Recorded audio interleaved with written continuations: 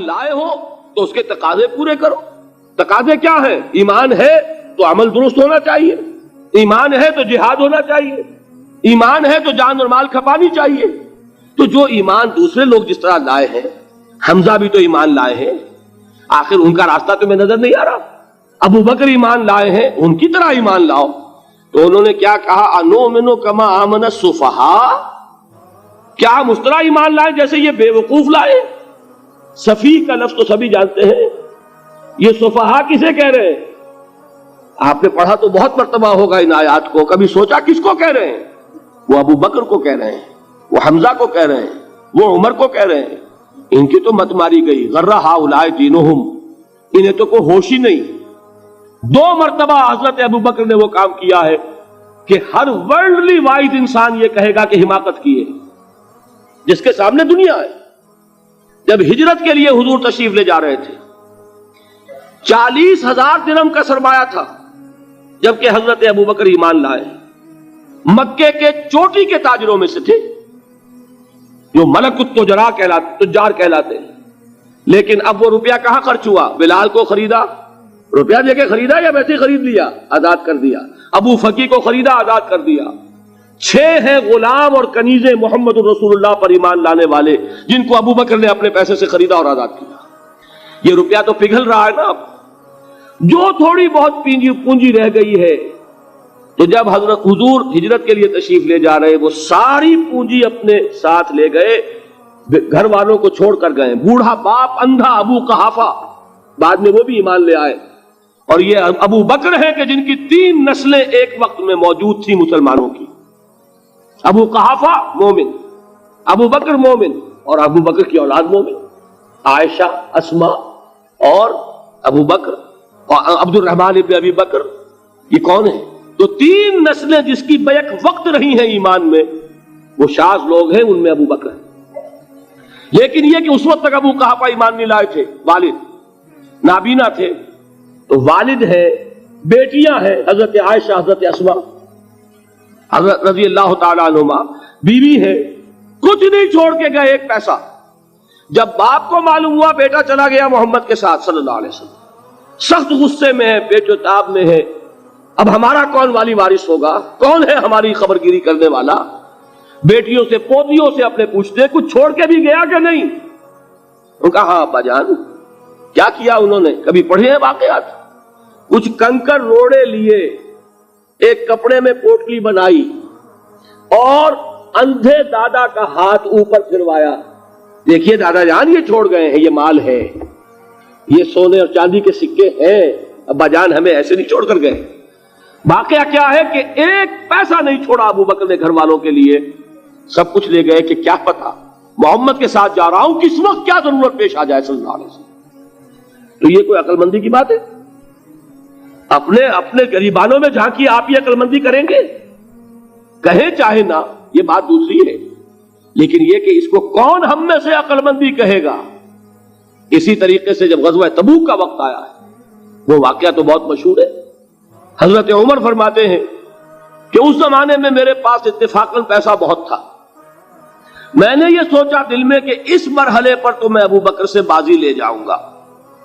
مسابقت ان میں بھی تھی، لیکن نیکی کی مسابقت، خیر کی مسابقت، انفاق فی سبیل اللہ کی مسابقت. تو میں نے سوچا کہ میں بازی لے جاؤں گا. میں نے کیا کیا؟ کل دولت جو تھی اس کے 2 حصے کیے. ایک حصہ گھر رکھا اور ایک لا کے حضور کی خدمت میں پیش کر دیا. حضور نے پوچھا کہ عمر گھر والوں کے لیے کچھ چھوڑا؟ کہ جی ہاں، نصف کیا میں نے، نصف اللہ کی راہ میں حاضر ہے، نصف چھوڑایا. ٹھیک ہے. اب وہ آئے ابو بکر، پوچھا حضور نے ابو بکر گھر والوں کے لیے کچھ چھوڑا؟ کہ نہیں، صدیق کے لیے ہے خدا کا رسول، بس گھر میں اللہ اور اس کے رسول کے نام کے سوا کچھ نہیں چھوڑا. یہی ہے نا، پروانے کو چراغ ہے، بلبل کو پھول، بس، اور صدیق کے لیے ہے خدا کا رسول، بس، مجھے گھر والوں کے لیے کچھ نہیں چاہیے. یہ کام جو ہے، تو یہ جن کا ہم اس وقت ذکر پڑھ رہے ہیں منافقین، ان کے نزدیک حماقت تھی یا عقل مندی تھی؟ یہ سمجھداری تھی یا بے وقوفی تھی؟ وہ ہے جو بات کہہ رہے ہیں کہ جب ان سے کہا جاتا ہے ایمان لاؤ بھلے لوگوں کی طرح جیسے دوسرے لوگ ایمان لائے ہیں، تو کیا کہتے ہیں؟ انؤمن کما آمن السفہاء الا انہم ہم السفہاء ولکن لا یعلمون. آگاہ ہو جاؤ، اصل احمق یہ ہے، اصل بے وقوف یہ ہے. انہیں نہیں پتا کہ حقیقت کیا ہے، نفع کیا ہے، نقصان کیا ہے. وہ جو بات میں نے سورۃ العصر میں بیان کی تھی، والعصر ان الانسان لفی خسر الا الذین آمنوا وعملوا الصالحات وتواصوا بالحق وتواصوا بالصبر. جس کے ذہن اور قلب پر یہ صورت کندہ ہو جائے گی، اس کے نزدیک عقل مندی یہ ہے کہ سب کچھ اللہ کی راہ میں لگا دو.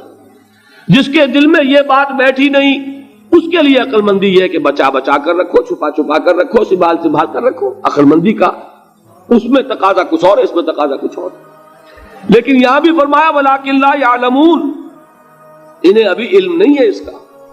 اس سے پہلی آیت میں بھی فرمایا ولکن لا یشعرون، انہیں شعور نہیں ہے. دیکھیے میں آپ کو بتا رہا تھا یہ وہ غیر شعوری نفاق ہے، یہ بڑھتا چلا جا رہا ہے. پہلے جھوٹا بہانہ تھا، پھر جھوٹی قسمیں ہوئیں، پھر دشمنی ہو گئی صادق الایمان جو جان اور مال لگا رہے ہیں، نچھاور کر رہے ہیں پروانہ وار اللہ پر، اللہ کے دین کے اوپر نثار کر رہے ہیں اپنے آپ کو. ان سے عداوت، ان سے دشمنی، ان کا بغض، یہ تھرڈ سٹیج تک پہنچ گئے. اب بھی وہ اپنے آپ کو منافق نہیں سمجھتے، وہ سمجھتے عقل مند تو ہمیں، یہ تو بے وقوف ہے. ہم ہیں اصل میں بھائی، سمجھ کے چلنا چاہیے، تیل دیکھنی چاہیے، تیل کی دھار دیکھنی چاہیے، دائیں بائیں دیکھنا چاہیے، حفاظت کا بھی خیال ہونا چاہیے. یہ ساری چیزیں تو عقل مندی ہے نا دنیا کے اعتبار سے. تو وہ تو انہیں بے وقوف سمجھ رہے ہیں، اپنے آپ کو منافق کہاں سمجھیں گے؟ چاہیے ٹھیک ہے بھائی، دین بھی چاہیے لیکن دنیا کی فکر بھی چاہیے کہ نہیں؟ یہ آپ کہتے ہیں کہ نہیں کہتے؟ یہ تو بات آپ نے بہت دفعہ سنی بھائی، ٹھیک ہے دین بھی ہونا چاہیے لیکن دنیا بھی تو ہونی چاہیے کہ نہیں؟ یہ ہے سمجھ دنیا کی، یہ ہمارے معیارات ہیں. یہی وجہ ہے کہ دین ذلیل سے ذلیل تر ہو رہا ہے. دین وہ جو میں نے حال ہی کے اشعار سنائے تھے کہ پستی کا کوئی حد سے گزر نہ دیکھے، اسلام کا گر کر نہ ابھر نہ دیکھے، مانے نہ کبھی کہ مد ہے ہر جزر کے بعد دریا کا ہمارے جو اتر نہ دیکھے.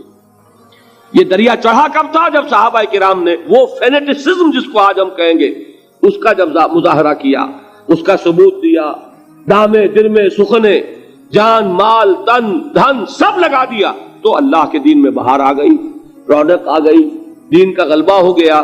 اور جب ہم اپنے سمجھ کر رکھیں گے تو ظاہر بات ہے کہ اس کا تو پھر جو حشر ہوگا وہ وہی. دین میں کمزوری، ہماری دنیا جو ہے پھل رہی ہے، پھول رہی ہے، دین جو ہے وہ کمزور ہوتا چلا جا رہا ہے. یہ ہے تھرڈ سٹیج اس نفاق کی کہ جس کے بعد اب کوئی امکان واپسی کا نہیں ہوگا. یہ غیر شعوری نفاق جان لیجئے کہ یہ نہیں ہے کہ ماضی ہی ماضی میں تھا، اب اس کا کوئی امکان نہیں. یہ نہ سمجھیے اب بھی یہ نفاق جو ہے، یہ میں بتا دوں آپ کو، ایک عام آدمی ہے، دین کا تقاضا ہی سامنے نہیں ہے، اسے پتہ ہی اتنا ہے کہ اللہ کے دین کا تقاضا نماز روزہ، وہ نماز روزہ کر رہا ہے، اس پر نفاق کا حملہ نہیں ہوگا.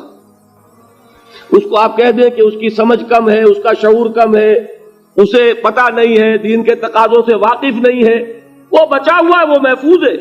وہ جو میں نے آپ سے کہا تھا پرسوں، اور ایک صاحب نے جواب دیا مجھے بعد میں کہ آج آپ نے جو بات کہی ہے تو کل لوگ کم آئیں گے. آپ نے ڈرا دیا کہ یہ جو تقاضے دین کے سامنے آ رہے ہیں تو اس سے ذمہ داری بڑھ رہی ہے.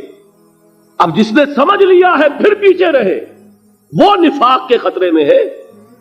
جسے سمجھ ہی نہیں ہے وہ پھر بھی کوئی نہ کوئی عذر پیش کر سکے گا کہ اللہ ان مولویوں سے پوچھ جنہوں نے ہمیں بتایا نہیں، انہوں نے تو دین کے تقاضے ہمیں یہ بتائے نہیں، انہوں نے تو ہمیں نور اور بشر میں چکر دے کے لڑائے رکھا. ان سے پوچھ، اصل سے مجرم جو ہے وہ یہ ہے. وہ واقعہ یہ ہے کہ کسی درجے میں بچیں گے کہ دین چاہتا کیا ہے، دین کے تقاضے کیا ہیں، توحید کی حقیقت کیا ہے، شرک کی حقیقت کیا ہے.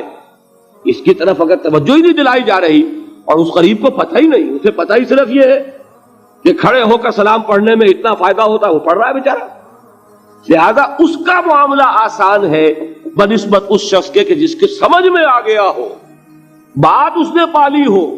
دین یہ چاہتا ہے، دین اپنا غلبہ چاہتا ہے. علامہ اقبال نے غالب پر ایک جو نظم لکھی ہے باغ درا میں ہے، اس کا ایک شعر بڑا پیارا ہے. گیسوئے اردو ابھی منت پذیر شانہ ہے، شمع یہ سودائی یہ دل سوزی یہ پروانہ ہے. یہ دین جو ہے یہ تو چاہتا ہے کہ اہل ایمان پروانہ وار اس شمع پر نثار ہو جائے، جانے لگا دے. گردنیں کٹوا دے. وَلَا تَقُولُوا لِمَنْ يُقْتَلُ فِي سَبِيلِ اللَّهِ أَمْوَاتٌ بَلْ أَحْيَاءٌ وَلَكِنْ لَا تَشْعُرُونَ.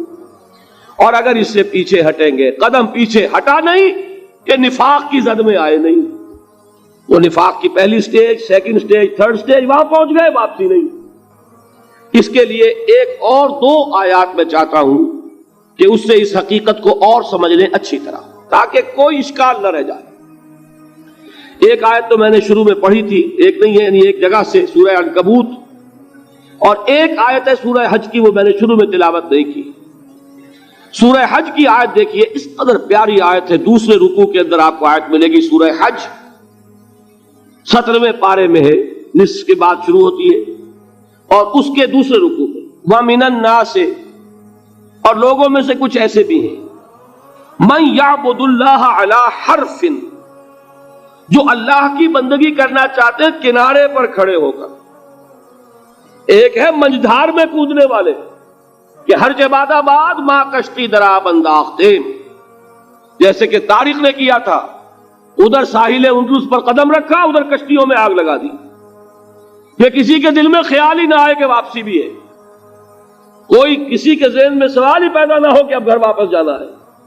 طارق چمر کنارہ اندلس سفینہ سوخت، گفتند کارے تو رہے عقل و خرد خطاست. دیکھیں وہی عقل اور بے وقوفی والی بات آ گئی. لوگوں نے کیا یہ طارق کیا کیا، عقل مندی کی روح سے تو یہ غلطی کی تم نے. عقل تو یہ سکھاتی ہے کہ ذرا سنبھل کر چلو، جذبہ یہ کہتا ہے کہ نہیں، واپسی کا کوئی سوال نہیں. اس نے اقبال نے یہی نقشہ کھینچا ہے کہ بے خطر کود پڑا آتش نمرود میں عشق، عقل ہے محو تماشائے لبے بام ابھی. عقل تو کودنے کا مشورہ نہیں دیتی، جذبہ اور عشق اور محبت جو ہے وہ کہتا کودو.